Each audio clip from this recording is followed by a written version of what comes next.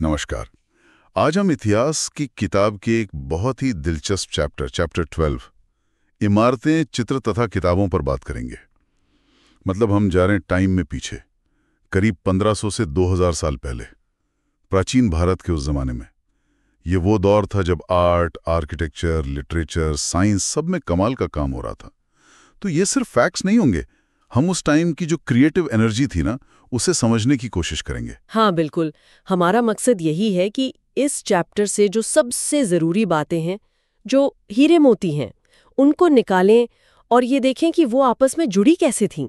कैसे उस जमाने के लोगों ने इतनी शानदार चीज़ें बनाई जो आज तक हैं, पत्थर में, रंगों में, शब्दों में, विचारों में। हाँ, तो चलिए शुरू करते हैं इस सफर को और उस दौर की सादगी और उसकी गहराई दोनों को समझने की कोशिश करते हैं। हाँ, तो शुरुआत करते हैं मेटल के एक अजूबे से।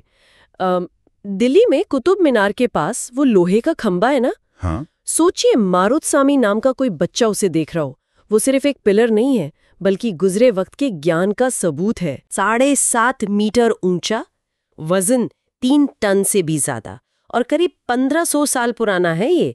इस पर चंद्र नाम के एक राजा का जिक्र मिलता है, शायद गुप्त वंश के थे। पर सबसे कमाल की बात तो ये है कि इसमें आज तक जंग नहीं लगा। हाँ, ये बात तो है। 1500 साल खुले आसमान के नीचे। एग्जैक्टली इतने सालों में भी जंग ना लगना दिखाता है कि उस जमाने मेटल को साफ करने की, अलॉय बनाने की कितनी एडवांस जानकारी थी उनके पास। ये सिर्फ कारीगरी नहीं थी, ये साइंस था, वो भी बहुत ऊंचे लेवल का। सच में सोचने वाली बात है कि बिना आज की टेक्नोलॉजी के ये सब कैसे किया होगा। और ये सिर्फ मेटल की बात नहीं थी, पत्थर में भी तो कमाल की चीजें बनी, जैसे स्तूप। हाँ, स्तूप। स्तूप का मतलब होता है टीला। लेकिन ये सिर्फ मिट्टी के ढेर नहीं थे। इनके बीच में सेंटर में एक छोटा सा डब्बा रखते थे, धातु मंजोशा कहते थे उसे। उसमें बुद्ध या उनके फॉलोअर्स के अवशेष या कोई कीमती चीज रखते थे। फिर उसके ऊपर मिट्टी और फिर ईंटों या पत्थर से एक गुंबद जैसा बना देते थे। और एक खास बात थी, इसके चारों तरफ घूमने के लिए रास्ता, प्रदक्षिणा पथ। अच्छा, परिक्रमा के लिए। हाँ, ये तो आज भी मंदिरों में होता है। हाँ, ये तो आज भी मंदिरों में होता है। हाँ बिल्कुल, ये एक जरूरी रस्म थी। और इस रास्ते के चारों तरफ अक्सर रेलिंग जैसी दीवारें होती थी, जिन्हें वेदिका कहते थे। उनमें खूबसूरत गेटवेज, मतलब तोरण द्वार भी होते थे।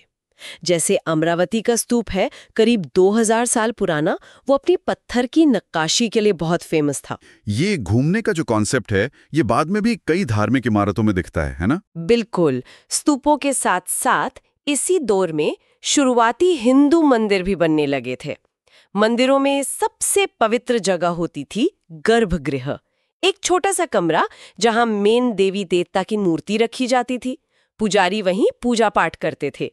और गर्भगृह के ठीक ऊपर अक्सर एक ऊंचा टावर जैसा स्ट्रक्चर बनाते थे, उसे शिखर कहते हैं। वो दूर से ही मंदिर की पहचान कराता था। और मंदिरों में एक हॉल भी होता था, मंडप, जहां लोग जमा हो सकते थे। भित्रा गांव का एक पुराना मंदिर है, ईंट और पत्थरों का बना हुआ, करीब 1500 साल पुराना। वो उस टाइम के आर्किटेक्चर का बढ़िया उदाहरण है। लेकिन वो महाबलीपुरम वाले मंदिर, वो तो कमाल ही हैं। हाँ, वो एकाश्मक मंदिर कहलाते हैं। मतलब एक ही बड़ी चट्टान को ऊपर से नीचे तक काट कर बनाए गए हैं। वो सिर्फ बिल्डिंग नहीं, बल्कि मूर्ति कला, स्कल्पचर का भी बेहतरीन नमूना है। एहोल का दुर्गा मंदिर भी बहुत इंपॉर्टेंट है। वो करीब 1400 साल पहले बना था। और हाँ, पहाड़ों को काटकर गुफाएं भी बनाई गईं, जैसे उड़ीसा में जैन साधुओं के लिए मठ थे, या अजंता की गुफाएं। ये सब उसी दौर की देन है। इतना सब बनाने के लिए पैसा कहाँ से आता होगा? ये सब राजा रानी ही करवाते थे क्या? देखिए, राजा या रानी फैसला जरूर लेते थे और शाही खजाने से पैसा भी लगता था। लेकिन ये बड़े बड़े मंदिर या स्तूप बनाना एक तरह से सबका मिला जुला एफर्ट था। आम लोग, भक्त, व्यापारी, किसान, यहाँ तक कि जो कारीगर थे, उनके ग्रुप्स, मतलब संघ, वो भी दान देते थे। जैसे सांची का एक गेटवे है, उसका खर्च हाथी दांत का काम करने वाले कारीगरों के ग्रुप ने उठाया था। अच्छा। हाँ, और इन दान देने वालों के नाम अक्सर खंभों पर या रेलिंग्स पर लिखे मिलते हैं। इससे पता चलता है कि ये सिर्फ राजा का प्रोजेक्ट नहीं था, समाज के बहुत सारे लोग इसमें शामिल थे। पत्थर ढूंढना, उसे तराशना, फिर सही जगह पहुंचाना, फिर उसे लगाना, ये पूरा प्रोसेस बहुत ही ऑर्गेनाइज्ड और स्किल्ड वाला काम रहा होगा। तो मतलब ये बड़ी बड़ी पत्थर की इमारतें सिर्फ ढांचे नहीं थी, बल्कि लोगों की आस्था और उनके हुनर का सबूत थी। और इन पत्थर की दीवारों को अक्सर रंगों से भी जिंदा किया जाता था, जैसे हम अजंता की गुफाओं में देखते हैं। हाँ, अजंता की पेंटिंग्स, वो तो अपने आप में एक अलग ही दुनिया है। महाराष्ट्र में पहाड़ों को काटकर सदियों में ये गुफाएं बनी। ज्यादातर तो बौद्ध भिक्षुओं के रहने की जगह थीं, विहार जिन्हें कहते हैं। जरा सोचिए, मशाल की धीमी रोशनी में कलाकारों ने इन दीवारों पर कैसे जिंदगी भर दी होगी। उन्होंने पौधों और मिनरल्स से रंग बनाए थे, और कमाल की बात यह है कि 1550 साल बाद भी वो रंग इतने ब्राइट और वाइब्रेंट हैं। ये तो उन अनजान कलाकारों की हुनर और मेहनत को दिखाता है। किताबों में जो तस्वीरें हैं उनसे थोड़ी झलक मिलती है। इनके सब्जेक्ट्स क्या होते थे ज्यादातर? क्या सब धार्मिक ही थे? हाँ, ज्यादातर पेंटिंग्स जातक कथाओं से हैं, मतलब बुद्ध के पिछले जन्मों की कहानियां या बौद्ध धर्म से जुड़ी घटनाएं। लेकिन उनमें उस समय की जिंदगी, कपड़े, समाज, इसकी भी झलक मिलती है। दुख की बात यह है कि हम इन कमाल के आर्टिस्ट के नाम नहीं जानते, पर उनकी कला आज भी बोलती है। जैसे दीवारों ने रंगों से कहानियां कहीं, वैसी शब्दों से भी बड़ी बड़ी कहानियां बुनी गईं। ये दौर तो महान महाकाव्यों का भी था। बिल्कुल। साउथ इंडिया में देखें तो 2 बहुत मशहूर तमिल महाकाव्य मिलते हैं। पहला है सिलप्पाधिकारम। इसे कवि इलांगो ने लिखा था करीब 1800 साल पहले। ये पुहार के एक व्यापारी कोवलन, उसकी पत्नी कण्णगी और एक डांसर माधवी की दुख भरी कहानी है। कहानी में अन्याय, प्यार, पतिव्रता धर्म, गुस्सा, इन सब चीजों की बात है। मदुरई के पांड्य राजा ने कोवलन को झूठे इल्जाम में सजा दे दी थी, तो कण्णगी के गुस्से से पूरा शहर तबाह हो गया था। ओह, काफी ट्रैजिक कहानी है। और दूसरा कौन सा था? दूसरा है मणिमेखलय। इसे सत्तनार ने लिखा करीब 1400 साल पहले। ये कोवलन और माधवी की बेटी की कहानी है। दिलचस्प बात यह है कि इन दोनों महाकाव्यों की जो हाथ से लिखी कॉपीज थीं, वो सदियों तक खोई रहीं। करीब 100 साल पहले ही दोबारा मिली हैं। अरे, ये तो जैसे इतिहास का छुपा खजाना मिल गया हो। हाँ, कुछ ऐसा ही। संस्कृत साहित्य में भी इसी दौर में कालिदास जैसे महान कवि हुए। उनकी एक रचना है मेघदूत। उसमें कल्पना देखिए, एक प्रेमी अपनी प्रेमिका तक मैसेज पहुंचाने के लिए मानसून के बादल को अपना दूत बनाता है। कालिदास प्रकृति से कितना प्यार करते थे, वो उनके लिखने में साफ झलकता है। एक श्लोक में वो बादल को उत्तर की ओर ले जाने वाली ठंडी हवा के बारे में बताते हैं, जो धरती की सौंधी महक, हाथियों की सांसों और पके जंगली अंजीरों की खुशबू से भरी है। क्या बात है। महाकाव्यों के साथ साथ पुराणों का भी जिक्र आता है। वो क्या थे? उनका क्या मकसद था? पुराण का मतलब ही होता है पुराना या प्राचीन। इनका मेन मकसद था देवी देवताओं जैसे विष्णु, शिव, दुर्गा, इनसे जुड़ी कहानियों को, पूजा के तरीकों को, दुनिया कैसे बनी, राजाओं के किस्सों को, इन सबको आसान संस्कृत श्लोकों में संभाल कर रखना। और सबसे जरूरी बात ये थी कि इन्हें सब लोग सुन सकते थे, औरतें और शूद्र भी, जिन्हें वेद सुनने की इजाजत नहीं थी। इन्हें अक्सर मंदिरों में पुजारी सुनाते थे ताकि ये ज्ञान सब तक पहुंचे। और फिर आते हैं वो 2 सबसे जाने पहचाने संस्कृत महाकाव्य, महाभारत और रामायण। इनकी कहानियां तो आज भी घर घर में सुनी सुनाई जाती हैं। बिल्कुल।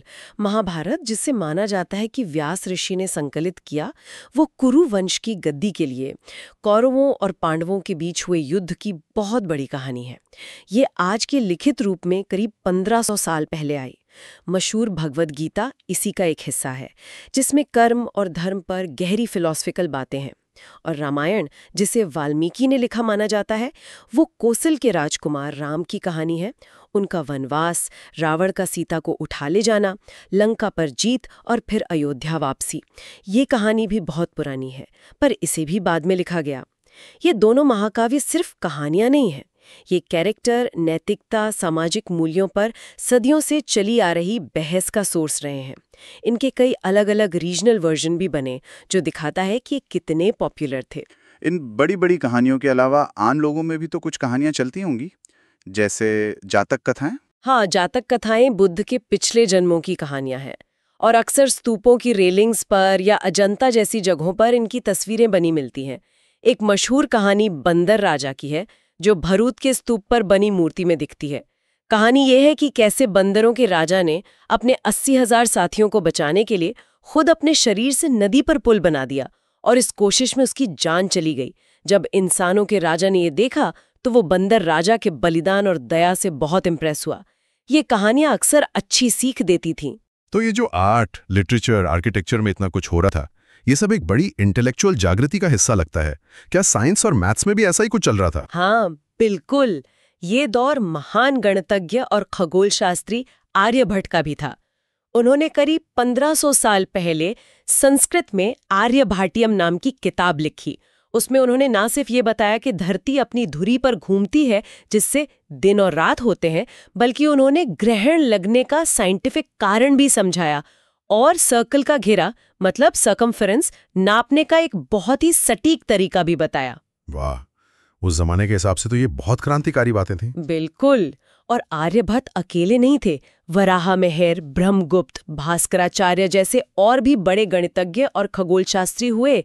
लेकिन शायद सबसे असरदार खोजों में से एक थी शून्य यानी जीरो का कॉन्सेप्ट। हाँ, जीरो। बिल्कुल। जीरो के लिए एक खास निशान का इस्तेमाल भारतीय गणितज्ञों की ही देन है। इसने गिनती के पूरे सिस्टम में क्रांति ला दी। यही सिस्टम फिर अरब लोगों के जरिए यूरोप पहुंचा और आज पूरी दुनिया में इस्तेमाल होता है। सोचिए, रोमन नंबर्स में तो जीरो था ही नहीं। बड़ी संख्याओं को लिखना, गिनना कितना मुश्किल होता होगा। ये मैथ्स की भाषा को आसान और पावरफुल बनाने वाला एक बहुत बड़ा कदम था। और सेहत के मामले में आयुर्वेद का भी जिक्र है। हाँ, आयुर्वेद मतलब जिंदगी का विज्ञान। ये भारत का बहुत पुराना हेल्थ सिस्टम है। इसी दौर के आसपास चरक पहली दूसरी सदी ईस्वी और सुश्रुत करीब चौथी सदी ईस्वी जैसे महान वैद्य हुए। चरक ने लिखी चरक संहिता जो मेडिसिन पर है, और सुश्रुत ने लिखी सुश्रुत संहिता जो सर्जरी मतलब शल्य चिकित्सा पर है। ये किताबें दिखाती हैं कि उस वक्त मेडिकल नॉलेज कितनी आगे थी। इस सारे ज्ञान को फैलाने में शायद कागज के आने से भी मदद मिली होगी। हाँ, हो सकता है। हालांकि कागज का आविष्कार तो चीन में हुआ था, करीब 1900 साल पहले कायलुन ने किया था। ये टेक्नोलॉजी धीरे धीरे पश्चिम की तरफ फैली और फिर भारत भी पहुंची। इससे पहले भारत में हाथ से लिखी किताबें मतलब पांडुलिपियां ज्यादातर ताड़ के पत्तों पर या भोजपत्र नाम के पेड़ की छाल पर लिखी जाती थीं। कागज आने से लिखने, ज्ञान को सहेजने और उसे फैलाने में जरूर आसानी हुई होगी। इन विचारों और कहानियों को और ज्यादा लोग पढ़ पाए होंगे। तो कुल मिलाकर देखें तो अध्याय 12 हमें प्राचीन भारत के करीब 1500 साल पहले के एक ऐसे युग की तस्वीर दिखाता है जहां architecture, painting, literature, maths, astronomy, medicine हर फील्ड में कमाल की तरक्की हुई है।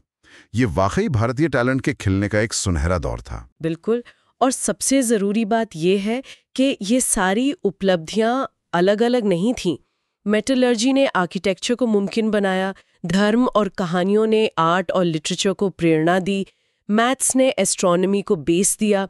ये एक वाइब्रेंट, आपस में जुड़ी हुई क्रिएटिव और इंटेलेक्चुअल एनर्जी थी। जो लोग सीखने के शौकीन हैं उनके लिए ये समझना बड़ा दिलचस्प है कि कैसे एक समाज अलग अलग फील्ड्स में एक साथ इतना आगे बढ़ सकता है। इसी विचार के साथ हम आज की चर्चा यहीं खत्म करते हैं, लेकिन एक सवाल सोचने के लिए छोड़ जाते हैं। प्राचीन भारत की इन तमाम उपलब्धियों में से, चाहे वो बिना जंग लगा लौह स्तंभ हो, अजंता की जिंदा दिल पेंटिंग्स हों, वो अमर महाकाव्य हों, या फिर जीरो का क्रांतिकारी कॉन्सेप्ट, आज कौन सी उपलब्धि सबसे ज्यादा असरदार लगती है और क्यों? इसका स्थायी महत्व क्या लगता है?